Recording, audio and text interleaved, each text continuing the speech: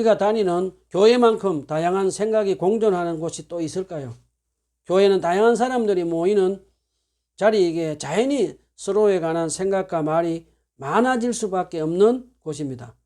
성경을 보는 관점, 은혜를 경험한 방식, 서로 가진 믿음의 강도가 모두 다 다릅니다. 젊은 세대와 기성세대가 달라서 서로 다른 찬양을 부르는 문제로 갈등을 일으키기도 합니다. 게다가 학력, 삶의 배경, 경제적 형편까지 제각각이니 서로의 다름을 이해하기가 판단하고 비판하는 말이 오가며 상처를 주고받는 기가 굉장히 쉬운 곳입니다. 때로는 우리는 서로를 돕고자 건넨 말이 상처가 되기도 하고 위로하려는 마음이 엉뚱하게 비판처럼 들릴 때도 있습니다. 사실 초대교회 로마교회도 마찬가지였습니다. 그들은 서로 다툼을 인정하지 않고 서로를 판단하고 갈등했습니다. 그 당시 성도들은 오늘날 우리처럼 음식 문제, 술 문제, 특별한 절기 문제로 서로 다투며 분열을 겪었습니다. 누군가는 특정 음식을 부정하다 했고 또 누군가는 성경에 나오는 절기를 특별히 지켜야 한다고 주장했습니다. 바로 이런 갈등과 분열의 문제 속에서 사도 바울은 로마 교회에 편지를 보내며 어떻게 서로를 대하고 갈등을 해결해야 하는지를 가르쳐 줍니다. 오늘 우리는 로마서 14장을 통해서 교회 공동체 안에서 서로 다른 생각과 신앙의 차이를 어떻게 다루어야 할지, 그리고 그리스도의 사랑으로 성령 안에서 어떻게 하나 될 수 있는지 함께 배워보도록 합시다. 우리 다 같이 로마서 14장을 봉독합시다. 시작. 여러분은 믿음이 약한 이를 받아들이고 그의 생각을 시비거리로 삼지 마십시오. 어떤 사람은 모든 것을 다 먹을 수 있다고 생각하지만 믿음이 약한 사람은 채소만 먹습니다. 먹는 사람은 먹지 않는 사람을 업신여기지 말고 먹지 않는 사람은 먹는 사람을 비판하지 마십시오. 하나님께서는 그 사람도 받아들이셨습니다. 우리가 누구이기에 남의 종을 비판합니까? 그가 서 있든지 넘어지든지 그것은 그 주인이 상관할 일입니다. 주님께서 그를 서 있게 할 수 있으시니 그는 서 있게 될 것입니다. 또 어떤 사람은 이날이 저날보다 더 중요하다고 생각하고 또 어떤 사람은 모든 날이 다 같다고 생각합니다. 각각 자기 마음에 확신을 가져야 합니다. 어떤 날을 존중히 여기는 사람도 주님을 위하여 그렇게 하는 것이요. 먹는 사람도 주님을 위하여 먹으며 먹을 때 하나님께 감사를 드립니다. 그리고 먹지 않는 사람도 주님을 위하여 먹지 않으며 또한 하나님께 감사를 드립니다. 우리 가운데는 자기만을 위하여 사는 사람도 없고 또 자기만을 위하여 죽는 사람도 없습니다. 우리는 살아도 주님을 위하여 살고 죽어도 주님을 위하여 죽습니다. 그러므로 우리는 살든지 죽든지 주님의 것입니다. 그리스도께서 죽으셨다가 살아나신 것은 죽은 사람에게도 산 사람에게도 다 주님이 되시려는 것이었습니다. 그런데 어찌하여 그대는 형제 자매를 비판합니까? 어찌하여 그대는 형제 자매를 업신여깁니까? 우리는 모두 다 하나님의 심판대 앞에 서게 될 것입니다. 성경에는 이렇게 기록되어 있습니다. 주님께서 말씀하신다. 내가 살아있으니 모든 무릎이 내 앞에 꿇을 것이요 모든 입이 나 하나님을 찬양할 것이다. 그러므로 우리는 각각 자기 일을 하나님께 사실대로 알려야 할 것입니다. 그러므로 이제부터는 서로 남을 심판하지 마십시다. 형제 자매 앞에 장애물이나 걸림돌을 놓지 않겠다고 결심하십시오.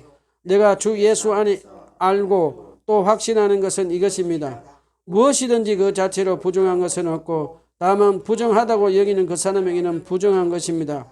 그대가 음식 문제로 형제 자매의 마음을 상하게 하면 그것은 이미 사랑을 따라 살지 않는 것입니다. 음식 문제로 그 사람을 망하게 하지 마십시오. 그리스도께서 그 사람을 위하여 죽으셨습니다. 그러므로 여러분이 좋다고 여기는 일이 도리어 비방할 거리가 되지 않도록 하십시오. 하나님 나라는 먹는 일과 마시는 일이 아니라 성령 안에서 누리는 의와 평화와 기쁨입니다. 그리스도를 이렇게 섬기는 사람은 하나님을 기쁘게 해드리고 사람에게도 인정을 받습니다. 그러므로 우리는 서로 화평을 도모하는 일과 서로 덕을 세우는 일에 힘을 씁시다. 하나님이 이렇게 놓으신 것을 음식 때문에 망치는 일이 없도록 하십시오. 모든 것이 다 깨끗합니다. 그러나 어떤 것을 먹을 것으로 남을 넘어지게 하면 그런 사람에게는 그것이 해롭습니다. 고기를 먹는다든가 술을 마신다든가 그 밖에 무엇이든지 형제나 자매를 걸려 넘어지게 하는 일을 하지 않는 것이 좋습니다. 그대가 지니고 있는 신념을 하나님 앞에서 스스로 간직하십시오. 자기가 옳다고 생각한 일을 하면서 자기를 정죄하지 않는 사람은 복이 있습니다. 의심을 하면서 먹는 사람은 이미 단죄를 받은 것입니다. 그것은 믿음에 근거해서 한 것이 아니기 때문에 믿음에 근거하지 않는 것은 다 죄입니다. 오늘은 로마서 14장 1절로 12절과 13절, 23절 두 부분으로 나누어서 설교를 하도록 하겠습니다. 먼저 본문 1, 2절입니다. 여러분은 믿음이 약한 이를 받아들이고 그의 생각을 시비거리로 삼지 마십시오. 어떤 사람은 모든 것을 다 먹을 수 있다고 생각하지만 믿음이 약한 사람은 채소만 먹습니다. 당시 로마 교회 안에는 유대인 성도들과 이방인 성도들이 함께 있었습니다. 유대인 성도들은 율법의 영향으로 여전히 돼지고기나 부정한 음식을 피하며 채소만 먹는 경우가 많았습니다. 사도 바울은 이들을 믿음이 약한 자라고 불렀는데 이들은 아직 연약한 믿음으로 음식에 자유롭지 못한 사람들이었습니다. 반대로 이방인 성도들은 예수 그리스도의 은혜로 모든 음식이 깨끗하다고 믿고 우상 신전에서 나온 고기까지도 자유롭게 먹었습니다.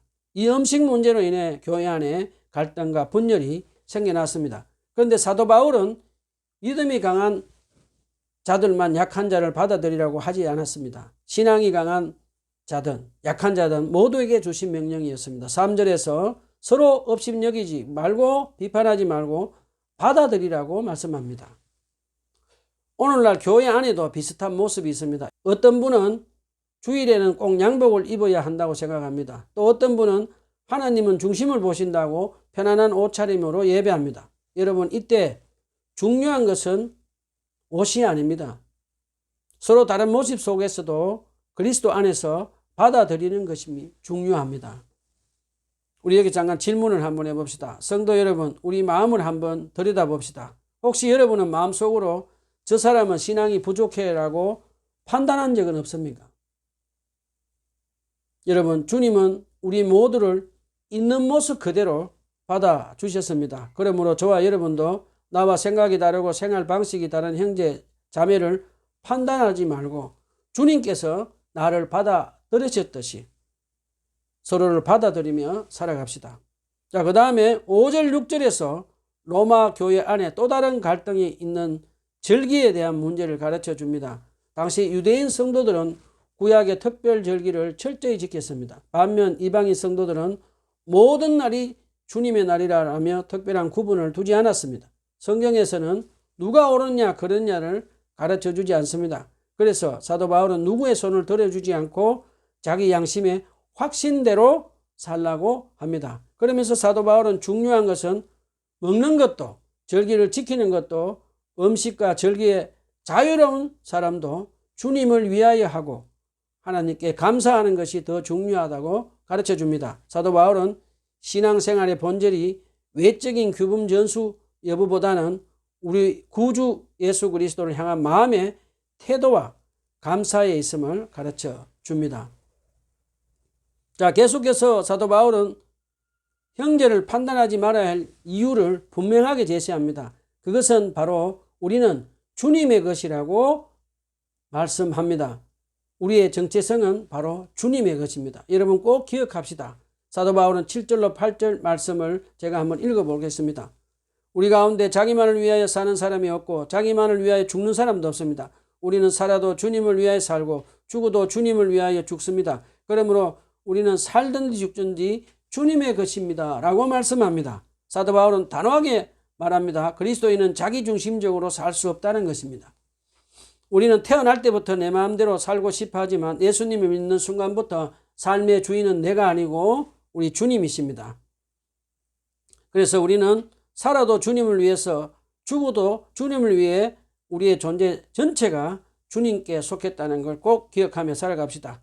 사도 바울은 고린도전서 6장 19절로 20절에서 이렇게 말합니다. 여러분의 몸은 여러분 자신의 것이 아닙니다. 여러분은 값으로 산 존재입니다. 그러므로 자기 몸으로 하나님을 영화롭게 하십시오.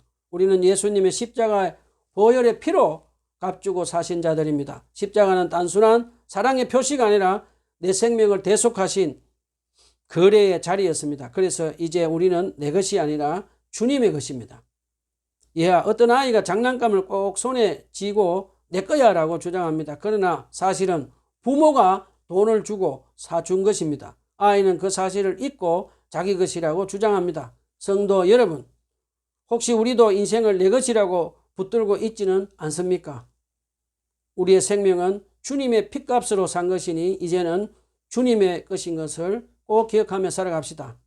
우리는 주님의 것임을 잊지 말고 살아야 합니다. 내 자유를 내세우기보다 주님의 영광을 먼저 생각해야 합니다. 그리고 교회 안에서 내 뜻과 욕심을 주장하며 형제를 비판하기보다 그리스도의 십자가의 사랑으로 형제를 세워야 합니다. 내 삶은 내 것이 아니라 주님께서 기뻐하도록 우리 서로 사랑하며 살아가야 합니다.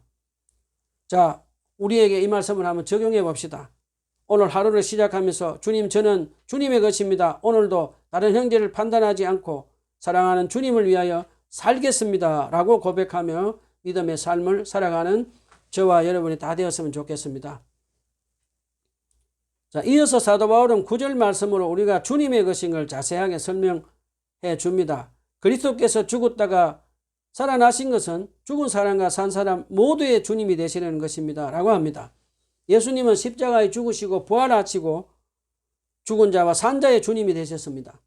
우리는 더는 자기 것이 아닌 오직 주님의 것입니다. 그러므로 더 이상 우리는 형제를 판단하지 말고 주님의 소유답게 서로 사랑하며 세우는 참된 교회의 모습을 보이며 살아갑시다.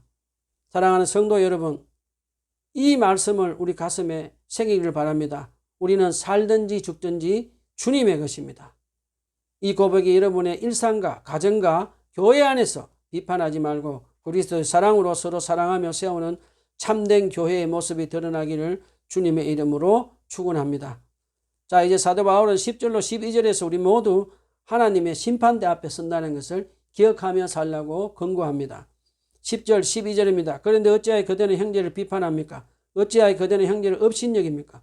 우리는 모두 하나님의 심판대 앞에 서게 될 것입니다. 성경에 기록하기를 주님께서 말씀하신다. 내가 살아있으니 모든 무릎이 내 앞에 꿇고 모든 혀가 하나님을 찬양할 것이다 하였습니다. 이와 같이 우리는 각 사람은 자기 일을 하나님께 낱낱이 아뢰게 될 것입니다. 라고 말씀합니다. 사도 바울은 여기서 우리의 신앙의 본질적인 태도를 가르쳐 줍니다. 형제를 비판하거나 업신여기지 말라고 하며 최종 심판자는 내가 아니라 하나님이시라고 가르쳐 줍니다. 사도 바울은 이사야서 45장 23절 말씀을 인용하여 장차 모든 피조물이 하나님 주권 앞에 무릎 꿇고 입술로 하나님을 인정하게 될 것이라고 선포합니다. 그리고 12절에서 강조합니다. 우리 각 사람은 자기 일을 하나님께 낱낱이 아뢰게 될 것이다 라고 말씀합니다. 우리는 다른 사람을 평가할 위치에 있지 않는 것을 꼭 기억합시다. 그리고 오히려 나 자신이 하나님의 심판대 앞에 선다는 사실을 꼭 기억하며 살아야 합니다. 사도 바울은 고린도후서 5장 10절에서도 이렇게 가르칩니다.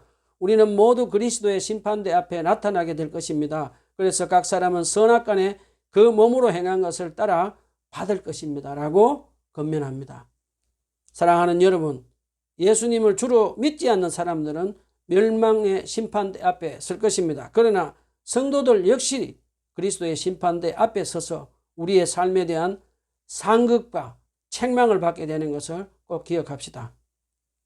이하를 하나 들려드리겠습니다. 학생들이 시험을 보고 나서 서로 점수를 비교하고 비난하기 쉽습니다. 너는 못했네, 나는 잘했네. 그러나 최종 성적을 매기시는 분은 선생님 한 분입니다. 마찬가지로 교회 안에서도 성도들이 서로를 평가하고 내가 옳네, 네가 그러네 라고 비난할 이유가 없습니다. 우리의 최종 심판자는 성도가 아니라 하나님 한 분이신 것을 꼭 기억합시다.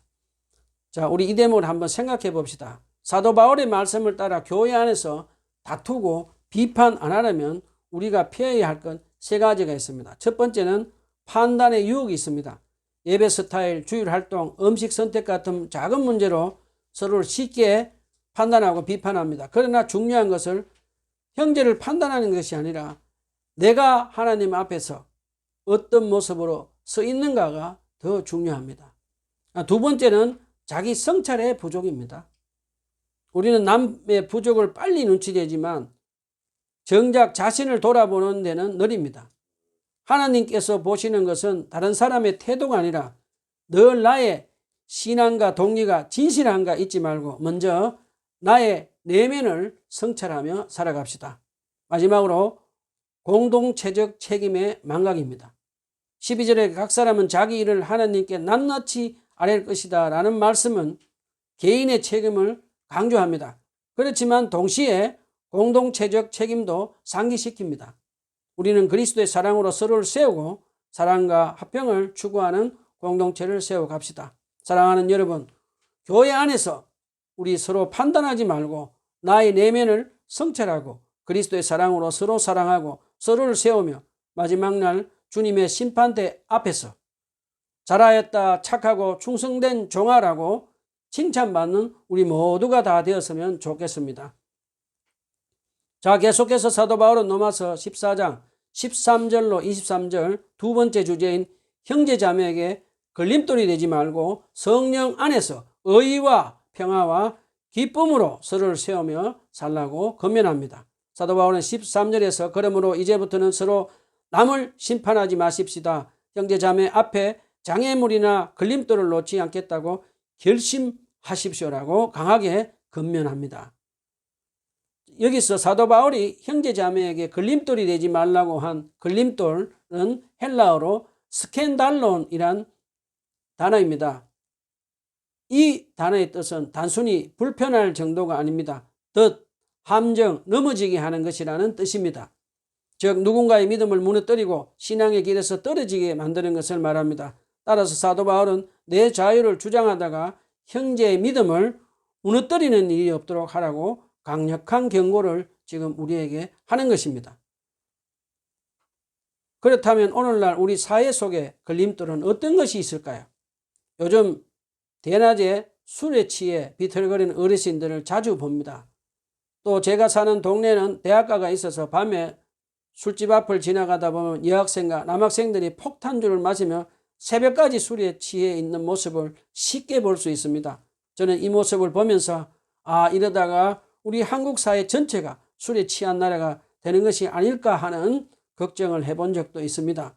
그렇다면 교회는 안전할까요? 안타깝게도 교회 안에도 술과 음주 문제는 여전히 심각한 문제입니다. 특히 청년들 사이에 나는 술을 마셔도 신앙에 전혀 문제가 없다라는 식의 생각이 퍼지고 있습니다. 하지만 이것이 믿음이 연약한 사람들에게는 큰 걸림돌이 된다는 거 기억하십시오. 예화를 하나 들으겠습니다. 한 청년이 말했습니다. 저는 술 마셔도 신앙에 아무 지장이 없습니다 라고 말을 합니다. 그런데 그 모습을 본 믿음이 약한 다른 청년이 나도 괜찮겠지라고 하며 따라했다가 술에 빠지고 결국 교회를 떠나는 사람들을 저는 많이 보았습니다. 이러한 원칙은 사도 바울 시대 음식 문제뿐만 아니라 오늘날의 술 그리고 오락 등 믿음이 연약한 형제에게 내 자유가 걸림돌이 될 수 있다는 것 잊지 말고 조심해서 행동하며 살아야겠습니다. 우리 이 대목을 우리 한번 생각해 봅시다. 나의 자유를 주장하기 전에 먼저 스스로 질문해 봅시다. 나의 자유로운 행동이 다른 형제에게 걸림돌이 되지는 않을까 생각하고 조심하며 삽시다. 자, 이어서 사도 바울은 14절로 15절에서 구체적으로 형제 사랑 때문에 자유를 절제하며 살려고 권면합니다. 나는 주 예수 안에서 모든 것이 깨끗하다는 것을 알고 확신합니다. 그러나 어떤 것은 부정하다고 생각하는 사람에게는 그것이 부정합니다. 그대가 먹는 음식 때문에 형제가 상심하게 된다면 그것은 이미 사랑을 따라 행하는 것이 아닙니다. 음식 문제로 그 사람을 망하게 하지 마십시오. 그리스도께서 그 사람을 위하여 죽으셨습니다. 사도 바울은 음식은 본질적으로 깨끗하다고 말씀합니다. 그러나 주님께서 십자가의 피로 구원하신 어떤 형제가 어떤 고기나 음식을 부정하게 생각하고 여기면 그 형제를 위해서 나의 자유를 절제하는 것이 사랑이라고 가르쳐 줍니다. 예화를 하나 들어보겠습니다. 교회 식탁에서 내가 돼지고기를 좋아한다고 해서 돼지고기 요리를 많이 해서 돼지고기를 끓이는 성도에게 억지로 먹으라고 권하는 것은 사랑이 아닙니다. 우리는 상대방이 좋아하는 채소 음식이라면 그런 채소 음식을 만들어서 대접하며 섬기는 일을 하며 살아야 합니다. 사랑하는 여러분, 사랑 없는 자유는 이기적인 자기 주장일 뿐입니다. 우리는 이웃을 향한 사랑 안에서 우리의 자유를 신중하게 절제하며 연약한 형제가 나의 행동 때문에 신앙의 걸림돌이 되어서 넘어지지 않도록 조심하며 살아갑시다. 사도 바울은 16절에서 자유롭게 행동하되 그것이 다른 이들에게 비방거리가 되지 않도록 하라라고 권면한 후에 이제 17절에서 하나님 나라의 백성들이 모인 교회는 먹고 마시는 비본질적인 것이 아니라 교회의 본질은 성령 안에서 의와 평화, 기쁨으로 사는 영적인 것이라고 우리에게 가르쳐 줍니다. 사도 바울이 17절에서 하나님 나라는 먹고 마시는 것이 아니라 성령 안에서 의와 평화와 기쁨입니다. 이것이 교회의 본질인 것을 꼭 기억하며 살아갑시다. 자, 우리 여기서 사도 바울이 가르쳐주는 교회의 본질인 성령 안에서 의와 평화, 기쁨, 이 세 가지 열매에 대해서 한번 알아봅시다. 의라고 하고 또 의로움이라고 하는 이것은 하나님과의 바른 관계를 의미합니다. 우리는 죄로 인해 하나님과 단절되었지만 예수 그리스도의 십자가에 우리 죄를 대속하신 죽음과 부활을 믿음으로 하나님께 우리는 의롭다고 인정받았습니다. 하나님께 의롭다고 인정받은 이 의는 우리의 행위가 아니라 우리 구주 예수님을 믿음으로 받는 은혜입니다. 예수님을 믿고 구원받고 성령으로 거듭난 우리 마음 안에 내주하시는 성령께서 역사하셔서 점점 더 우리를 거룩하게 자라가도록 도우십니다. 그러므로 계속해서 우리 교회는 성령 안에서 의를 추구하는 공동체가 되어야 합니다. 그 다음에 평화는 샬롬이라고도 합니다. 샬롬은 화해와 하나됨입니다. 평화는 단순히 다툼이 없는 상태가 아니라 성령께서 주시는 적극적인 화해와 연합입니다. 교회 안에는 다양한 성격과 배경, 취향들이 모여 있습니다. 어떤 이는 전통 찬송가를 사랑하고 어떤 이는 현대적인 CCM 복음 성가를 선포합니다. 또 어떤 이는 교회 의자를 새로 바꿔야 한다고 주장하고 또 다른 사람은 아직 쓸만한데 왜 돈을 쓰느냐라고 반대하기도 합니다. 이처럼 찬양이나 교회 시설 문제 같은 비본질적인 사안 때문에 의견 차이가 생기고 때로는 감정이 상할 수도 있습니다. 그러나 중요한 것은 형식이나 취향이 아니라 하나님 중심의 예배입니다. 자, 그러면 우리는 어떻게 하면 교회에서 서로 화해하고 하나가 되어서 평화를 누릴 수 있을까요? 우리는 연약한 인간의 힘만으로는 쉽게 내 고집과 자존심을 내려놓지 못합니다. 그런데 이때 교회에서 서로 하나 되고 평화를 위해서 기도하는 성도를 통해 성령님께서 역사하십니다. 성령님은 기도하는 성도들 마음속에 자존심과 완고함을 낮추게 하시고 다른 사람의 의견을 경청할 수 있는 겸손을 주십니다. 그리고 성령님은 내가 옳다라는 주장보다 교회의 유익을 먼저 생각하게 하시고 다른 성도의 다름을 받아들이는 사랑의 마음을 일깨워 주십니다. 이렇게 기도하는 성도를 통해서 성령님께서 우리의 마음을 변화시킬 때 교회 안에서 단순히 싸움이 없는 정도가 아니라 서로 존중하고 이해하며 하나 되는 참된 평화가 교회 안에 이루어지는 것입니다. 사랑하는 여러분, 우리가 교회의 평화와 하나됨을 위해 기도할 때 성령께서 역사하셔서 우리 교회를 하나되게 하시고 평화를 주시도록 기도하고 또 기도하며 삽시다. 그리고 사도 바울이 에베소서 4장 3절에서 평화에 매는 줄로 성령께서 하나되게 하신 것을 힘써 지키며 살아라고 한 것을 실천하며 살아갑시다. 자, 그 다음에 기쁨은 성령의 내적인 힘입니다. 성령이 주시는 기쁨은 세상이 주는 쾌락과 다릅니다. 삶이 어렵고 힘들어도 성령의 기쁨은 우리를 찬송하게 하며 감사하게 만듭니다. 예를 들면 사도행전 16장에서 사도 바울과 실라가 로마 병사에게 살인적인 채찍질과 모진 고문을 당하고 마치 짐승처럼 손과 발이 묶여서 지하에 있는 깜깜한 감옥 안에 있을 때 그 두 사람은 무엇을 했습니까? 기억하십니까? 사도 바울과 실라는 깜깜한 감옥 안에서 짐승처럼 손과 발이 묶인 가운데서도 찬양 기도하고 또 기도해서 성령 충만한 기쁨으로 하나님께 감사드리는 것을 볼 수 있습니다. 우리가 고난 가운데 하나님께 찬양 기도하면 성령께서 우리 내면에 기쁨을 부어주셔서 고난을 넘어가게 해주시는 것 믿으시기를 부탁드립니다. 그 다음에 성령께서 주시는 기쁨은 자기 자유를 절제해야 할 때도 억지로 하는 것이 아니라 기쁨으로 절제하게 합니다.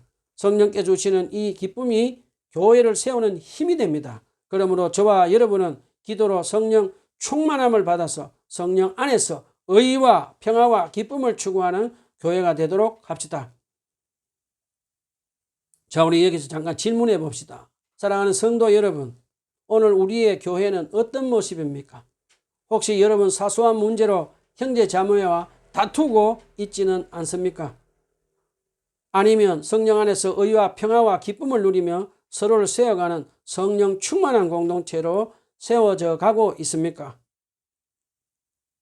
우리는 이 질문을 마음에 담고 우리 자신을 돌아보며 기도하고 또 기도하고 기도해서 성령 충만함을 받아서 성령께서 원하시는 의와 평화, 기쁨으로 서로 섬기며 세우는 그런 교회의 모습으로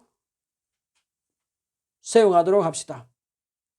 자, 이어서 사도 바울은 18절에서 우리가 기도로 성령 안에서 의와 평화와 기쁨으로 서로 섬기며 성령 충만한 교회로 세워지면 하나님께서도 기뻐하시고 사람들에게도 존경받게 된다고 가르쳐 줍니다. 우리 모두 기도하며 성령 안에서 의와 평화 기쁨으로 서로 섬기며 사는 우리 한국 교회가 다 되어서 하나님 기뻐하고 사람에게 존경받는 교회가 다 되었으면 좋겠습니다. 자, 마지막으로 사도 바울은 19절로 23절에서 서로 화평하고 덕을 세우며 사랑 안에서 행하며 연약한 믿음으로 사는 자들에게 믿음으로 행하지 않는 죄를 짓지 않도록 믿음에 확신을 두고 살라고 권면하며 마무리합니다. 말씀을 정리합시다. 사랑하는 형제 자매 여러분, 저와 여러분은 교회 안에서 비본질적인 사소한 문제로 다투지 말고 판단하지 맙시다. 하나님 나라의 백성들이 모인 교회의 본질은 성령 안에서 기도하며 의와 평화와 기쁨으로 서로 섬기며 성령 충만한 교회 공동체로 세우며 살아갑시다. 기도합시다.